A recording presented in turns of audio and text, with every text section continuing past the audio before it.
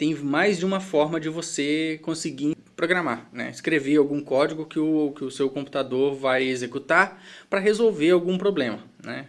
Basicamente algoritmos. E a forma como a gente aprende inicialmente com algoritmos é o que a gente chama de programação estruturada. Por isso que o Portugal, que a gente conhece, é conhecido como uma linguagem uma linguagem de programação estruturada que você escreve os comandos em português. Tá? Que é um algoritmo, ele tem início e tem um fluxo ali, que o processador vai executando linha por linha, vai usando ali a memória para armazenar valores nas variáveis, né? Aí tem algum comando, se então ele toma uma decisão ali, ele pode repetir alguma coisa e etc. Então, essa é a programação estruturada, que é a forma mais básica, como as coisas começaram mesmo, é a implementação de algoritmos. A partir daí, isso a gente chama de paradigma, tá? É uma das formas de escrever código, de desenvolver software. Uma outra forma que ficou muito conhecida, principalmente quando no advento aí do Delphi, que o pessoal conseguia desenhar a telinha, sabe? Você clicava no botão, arrastava, colocava na telinha, pegava um campo de texto, colocava lá na tela, colocava um checkbox, radio button, algumas coisas assim. E aí você dava 2 cliques no botão, sei lá, botão salvar, você dava 2 cliques no botão e ele abria ali uma função que é onde você ia escrever o seu algoritmo. Por exemplo, pega lá o nome que está no campo texto chamado txt nome, por exemplo, pega lá o sexo da pessoa, que pode estar no radio button lá, que a pessoa escolheu um ou outro, masculino ou feminino. Enfim, pega todas as informações de um formulário, faz uma validação, uma lógica básica ali, como se fosse um algoritmo estruturado normal, e salva isso no banco de dados. Esse é um outro paradigma de programação, que a gente chamava de programação orientada a eventos. Justamente porque no evento do clique do botão, por exemplo, botão salvar.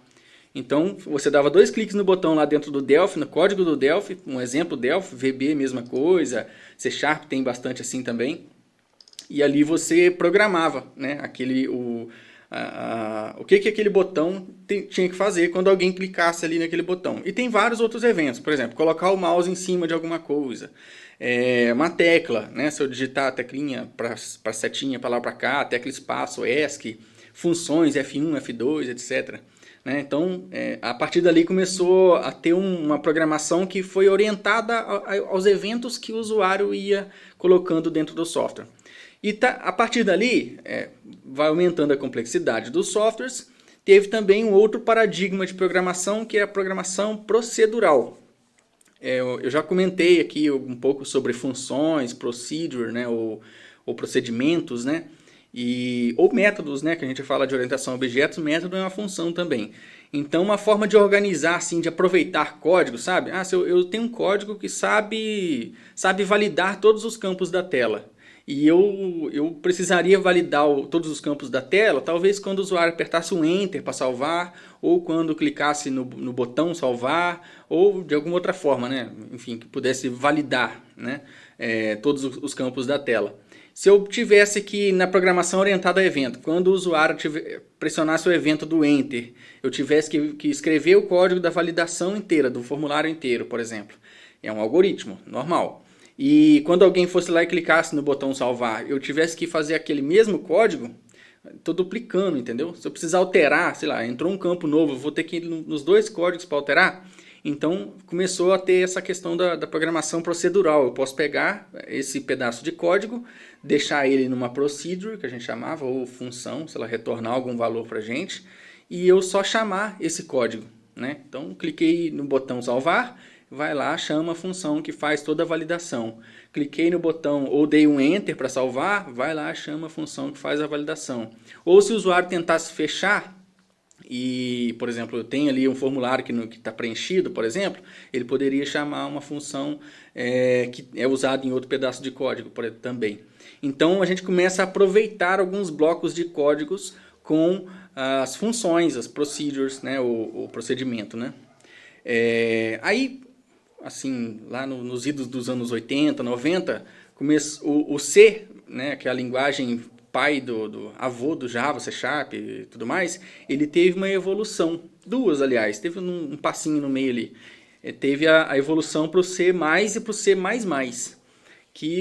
onde começou a ter a orientação a objetos na linguagem C. E a partir desse C++ veio o Java, veio o C# e essas outras linguagens orientadas a objetos vêm dessa mesma raiz aí. Mas o que de fato é essa programação orientada a objetos? Na verdade, isso é uma forma de você tentar representar a realidade, representar o mundo, a forma como você vê as coisas, dentro do software, em memória. Então, por exemplo, vou dar um exemplo aqui. Se eu tenho uma lista, uma compra, né? Você está fazendo uma compra. Você pode representar essa sua compra, especificamente essa sua compra, estruturado como se fosse objetos dentro da memória do computador. Então eu teria um objeto compra que está diretamente associado comigo, ou seja, de quem é essa compra? Ah, é do objeto Gustavo, entendeu? Eu sou um objeto também ali dentro. E esta compra ela tem alguns itens. Quais itens? Ah, o objeto sapato, o objeto, entendeu? O objeto que é um produto.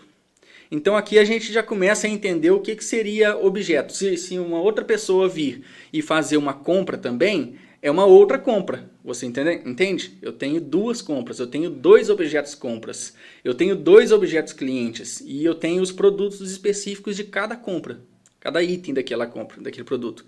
Então eu estou modelando a forma como eu enxergo as coisas e eu estou estruturando a representação desses dados, dessas informações, resumindo como se fossem objetos relacionados em memória. É uma forma de modelar.